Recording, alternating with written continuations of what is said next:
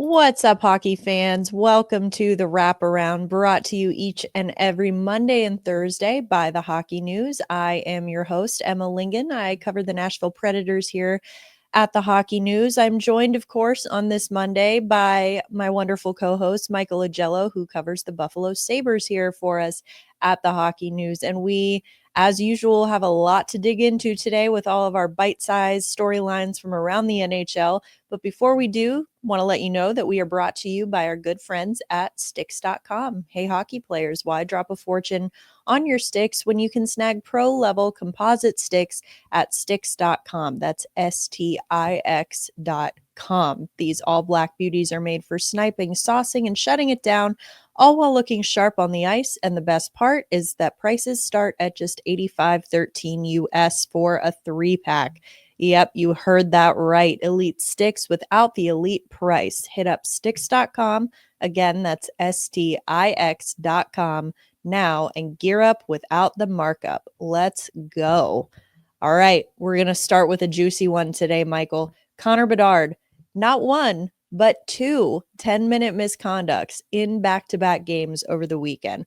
One for abusive officials against the San Jose Sharks, and then one against the Vancouver Canucks after a scrum broke out behind the Vancouver net late in the third period. So first off, what do you think of the penalty calls? Do you think they were warranted? Do you think they were justified? And if so, or even if not, do you think that this is just showing how frustrating of a season it's been for Bedard and for the Blackhawks? I'd be more concerned if he wasn't frustrated.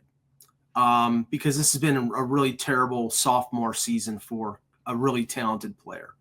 The Blackhawks are a disaster. Everything that Kyle Davidson did has not worked. You know, they added Teravainen, they re-signed Foligno and Dickinson. I think the only thing that he's done that's been wise is that he hasn't just thrown all the young kids into the wolves. He's dabbled with Korchinski and Nazar. He's played him in the AHL and the NHL. They just brought Lev Shunov up. So he hasn't exposed them to a losing situation. But, you would hope that Bedard would have followed up his rookie season with a better year. And 17 goals, 52 points, and is not great. And their record is 18 games under 500. I mean, I watched the video. I tried to read his lips. I don't think he said anything that would be perceived as being insulting to the official, but I wasn't there. I did see him throw his helmet as he was walking down the walkway. I mean, he's a 19-year-old kid, and after the success that he had, everything has gone wrong this year. And I think it's going to be up to the Blackhawks organization to straighten things out, because if he goes through another couple years like this, it's going to be sort of an apathetic situation, and you don't want that to happen with Connor Bedard.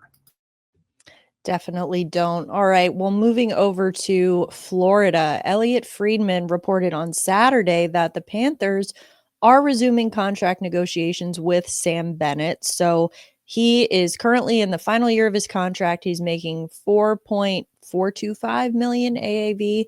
Do you think it's most likely that Bennett stays with the Panthers? Do you think they'll be able to afford him, or is he going to hit free agency this summer? Just rough estimate, looking at Puckpedia, Florida has about $76 million allocated. So we don't exactly know what the cap figure is going to be. There's been speculation of 93, 94 million. They have three big free agents, one who hasn't played a game for them in Brad Marchand, but you would assume if they traded draft picks that they're going to try to keep them. The one advantage that Florida has is they get everybody for less than you expect them to because of the Florida state tax and the state tax implication. That's an advantage for Nashville, for Vegas, for Dallas, for the Florida teams. And Bill Zito will use that to his advantage. But I do think that with Rantanen signing and with Marner likely being the big free agent, the number two is probably Bennett, because he's a center. And centers at his age don't hit the open market often. I think that, he's going to have to offer him probably in the neighborhood of 7.5 to 8 million. And he's not a big scorer, but he's just one of those players who's a winner, who does the things that teams need him to do to win. So I think they're going to have to pay. And, like I said, they have Ekblad and Marchand. They're going to have to pay for those guys as well. So it's going to be pretty tight. They have to fill up that roster, and they can't spend all their money on just those three players. Well, as you mentioned, Ekblad, Marchand, the Panthers are going to have their work cut out for them this offseason. So Ekblad, 29 years old, he's making $7.5 million AAV. Marchand, of course, a little bit older at 36. He's making $6.125 million AAV. If you're looking, let's just, for the sake of argument, say that the Panthers cannot afford or decide not to keep both of them. Of those two, obviously, one's a defenseman, one's a forward, but which do you see is more likely to stay with the Panthers? I think Ekblad is, and I think Ekblad would be the main focus for Bill Zito, simply because he's been there since 2014 when he was drafted first overall. He was an important piece of that Stanley Cup victory. And he's a right-hand defenseman, and right-hand defensemen do not grow on trees. Now, they were fortunate that they replaced Brandon Montour, who went in free agency to Seattle, with Seth Jones. Seth Jones is not as good an offensive defenseman. They're different types of defensemen, but they did bolster the right side. If they let Ekblad walk, then they have the deficit that they had starting the year without one of their top four right shot defensemen. So I think they'll focus on Ekblad first. And because he's been there so long, he might be willing to take a little bit less, but he's 29 years old. And I would think he's going to be the highest paid defenseman on that team. And Seth Jones, with salary retention, is making $7 million. So I would think he's going to make $8 to $8.5 million. And if he's getting paid that, then is there going to be room for those other two players that we were talking about? Yeah, I tend to agree with you there. It's kind of hard to imagine the Panthers blue line without Aaron Ekblad back there. So it seems like that would be the primary focus this offseason. Sticking at the Atlantic Division for right now, the Maple Leafs have now lost 5 of their last 6. It's rough going in Toronto. They've been outscored 25-16 in the process. They're now tied with the Tampa Bay Lightning in points, and they've slipped to 3rd in the division. So obviously, slumps happen in a season. You don't like to see them happening this late, this close to the playoffs. What's been the most concerning part, in your opinion, of this recent slump for the Leafs? Ironically, Auston Matthews has been taking a lot of heat because he's not playing like Auston Matthews. But I mean, I'm not in the job of defending Auston Matthews, but there are excuses here. I mean, he missed 3 weeks at the beginning of the season. He missed another week. He missed time during the Four Nations, where some people think he shouldn't have gone to play at the Four Nations. He's been injured all year. He's clearly, he scored 69 goals last year, and I think he's barely going to get 30 this year. The focus here of the main reason why the Leafs are not playing well is their core group is not doing what they need to do. I mean, in losses to Ottawa and Florida, they scored 2 goals. You're paying $40 million for 4 players, and they're not scoring. Their power play has been weak. Their penalty killing has been 30th in the league since late January. They're not getting great goaltending. For some reason, Craig Berube is going with Anthony Stolarz, and Anthony Stolarz is not a number 1 goaltender. The main focus this year was to find out whether Joseph Woll was the number 1, and they've failed. They've dropped the ball in terms of finding out that case, whether that's the case or not. But right now, even with the additions that they made at the trade deadline, those were pieces. Those were support players. Lawton is a depth center.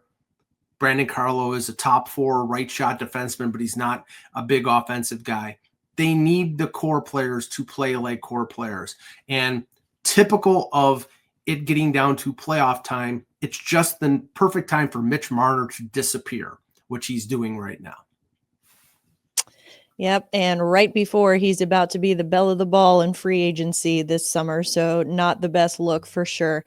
All right, We've talked about this before. 2024-25 been the year of the goalie. This year, 12 NHL goaltenders have signed contract extensions worth a combined $438 million. So, looking to the 2025 free agent class for goaltenders, you've now got guys who were going to be free agents who have since signed extensions, but you've still got guys like Jake Allen, Ville Husso, Vitek Vanacek, Dan Vladar. Looking at, that class and the others joining them, what do you think, or which free agent goalie do you think will be the most sought after this summer? I made a mistake putting away my pads when I was 12 years old. Well, a funny thing is, I think that if you go through the list, it's not a very impressive list anymore. And with Aiden Hill signing, with Logan Thompson signing, they were probably the two biggest targets. You look at the list, Georgiev has had a terrible year in Colorado, then getting moved to San Jose. And you mentioned Vanacek and Husso and Alex Lyon in Detroit, who I think is a good 1B. Freddie Anderson is barely playing. He's only played 14 games. I've made this point before. I think the most attractive free agent target in July is not a UFA. He's an RFA, and his name is Devin Levi. Because Devin Levi is behind Ukko-Pekka Luukkonen in Buffalo. He's played the entire year in Rochester. He's having a great year. If the Sabres keep Luukkonen, why would Devin Levi why wouldn't he sign an offer sheet? Now, Buffalo can match it because they have tons of cap space, but do they really want to spend, $10 million on two goaltenders when they're one of the worst teams in the league?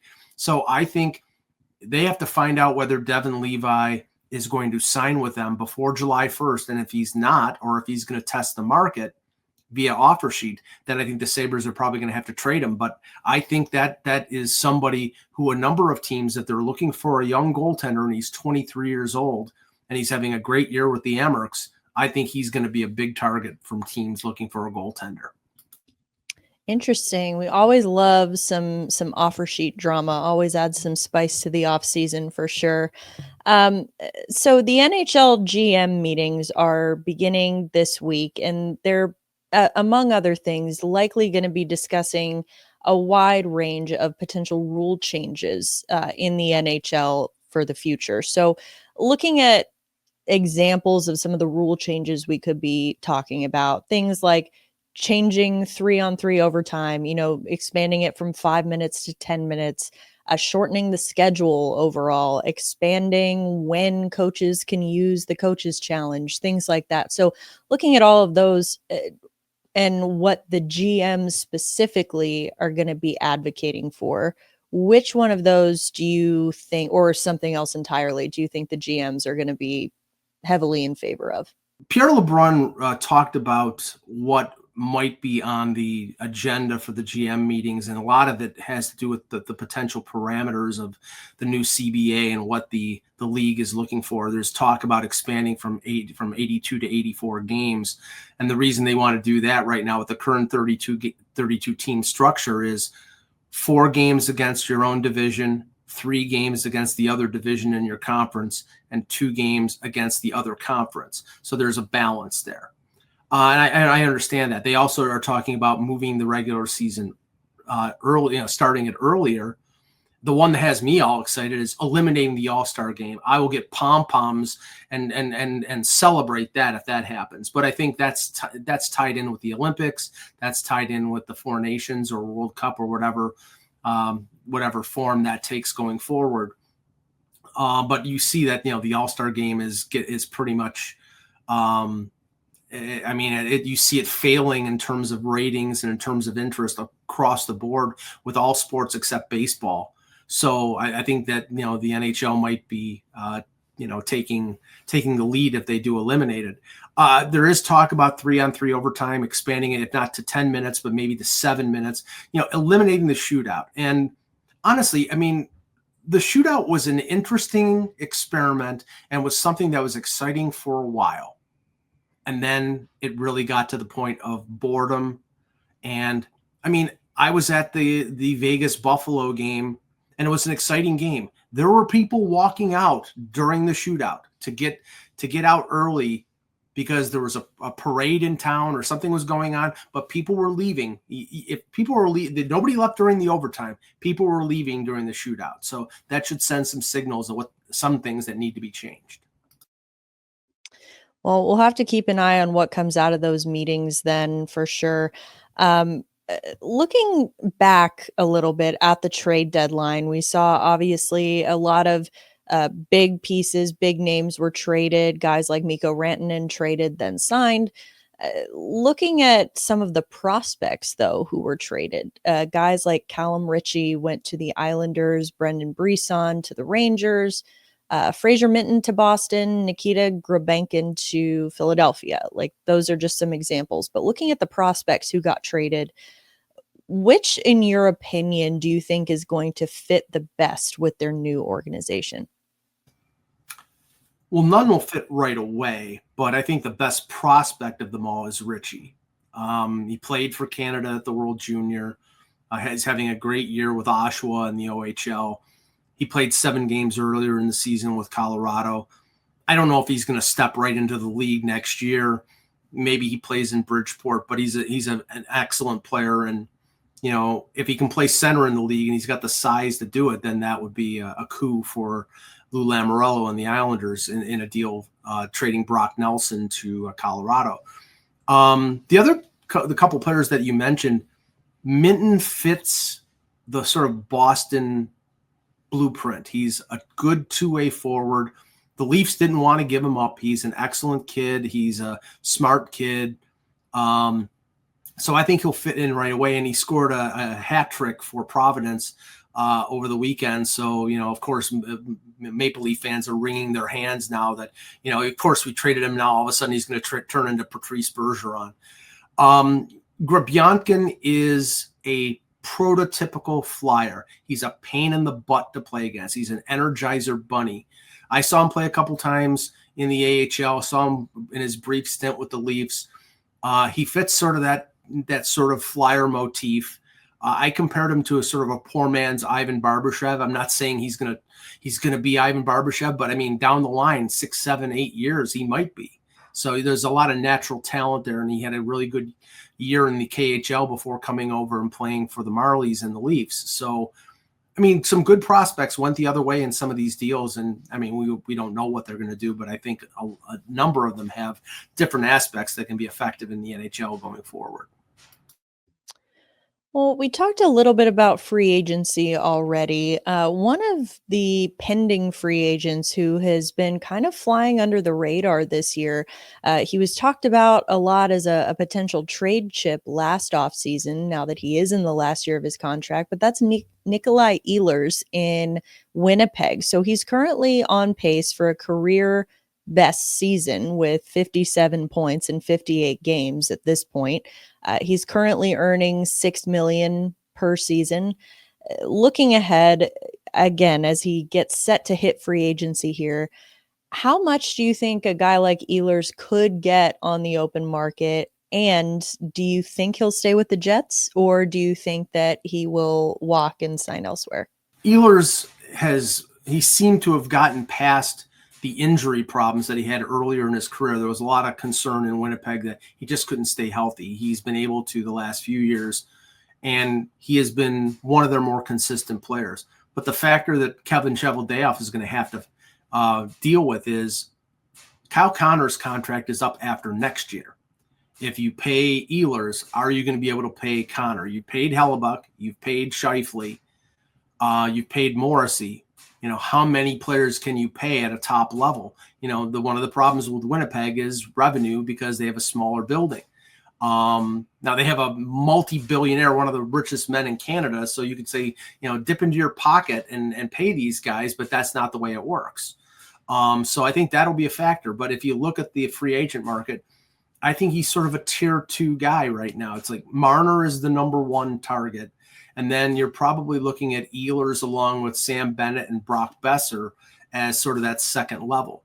And in free agency, I think he could get $8.5 million. But if you pay him 8, what is Connor, who's already got, I think, 36 goals? What are you going to pay him? He's 9.5 at least. Yeah, will be interesting. And like we talked about earlier, cap is going up, but still don't know that it's going to be enough to make up for those losses there. So interesting to keep an eye on for sure. Again, we talked about the trade deadline. One of the teams at the centerpiece of the deadline, and not so much in a good way, were the Carolina Hurricanes. Obviously, pretty shocking move. They weren't able to hold on to Mikko Rantanen, ended up trading him to Dallas for a couple of first-round picks and Logan Stankoven. So still, though, even without Mikko Rantanen and without Martin Necas, who they traded to Colorado to get Rantanen in the first place, do you think that the Hurricanes, now looking at them, even since the deadline, they've won 7 games in a row. Do you think that they should still be considered a top Stanley Cup contender, even though they don't have those pieces? Or is this just kind of fool's gold right now?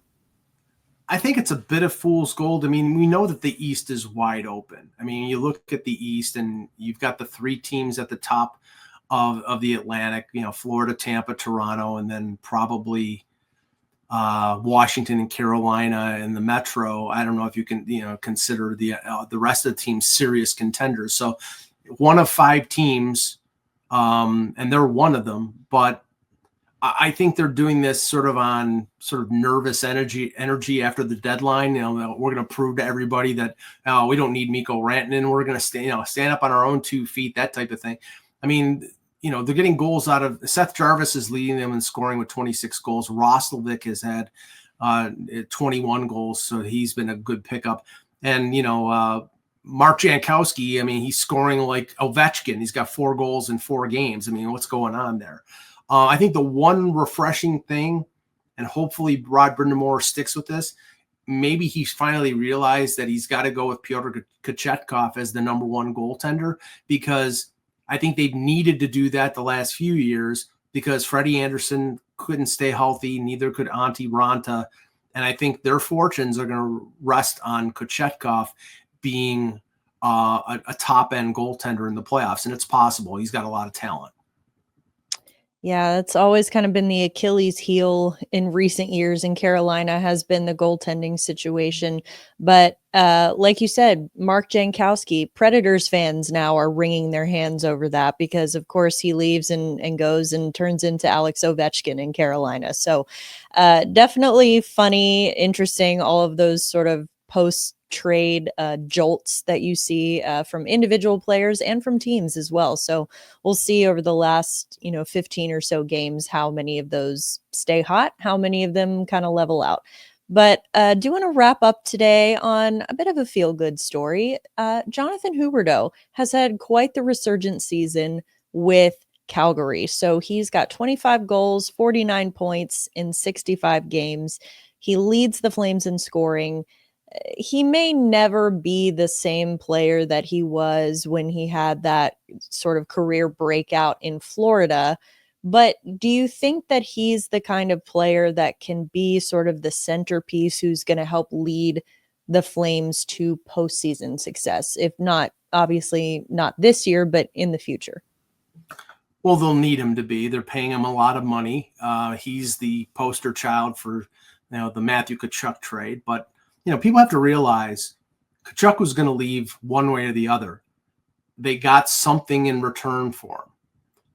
He in a way, he allowed that to happen. I'm sure Huberdeau is, he from everything I heard, he wanted to stay in Florida. He was enjoying himself and he was having, it was a 100-point season. And I think it's taken him time to adjust. He's having a good year this year. He's leading them with 25 goals, as you said. He's going to be the centerpiece. You've got a lot of young players coming in like Connor Zary. And I think that that's the future of this team. Dustin Wolf in goal. They've accumulated a bunch of assets from all the players that they traded last year, and it's going to be a slow process. I mean, I've been pleasantly surprised that Calgary has stayed in the race as long as they have. I didn't think that they would be able to. I think they're going to probably fade now, but it's not impossible that they could stick around and play some games, some consequential games in the last couple weeks of the season. But they need Huberdeau based on him being the highest paid player. They need him to score probably 30 to 35 goals and be the assist guy that he's been throughout his career. And if he does that, then I think they have an opportunity in the next few years to make the playoffs and make Calgary proud. Well, and we've talked about this too. The Pacific Division this year may be a little weaker than it was before. Edmonton has not been as dominant as they were maybe last year or as they were expected to be this year. So you've got Vegas leading everyone at the top, and then you've got sort of other teams that can kind of, like Calgary, that can stay in the mix a little bit. And so it's interesting. It's exciting to see that. And like you said, hopefully a sign for good things to come for Jonathan Huberdeau and the Flames. But for now, that is going to do it for today's episode of the Wraparound. Thank you, as always, Michael, for joining me today. And thank you again to Stix.com for sponsoring us. We will be back with an all-new episode on Thursday. We'll see you then.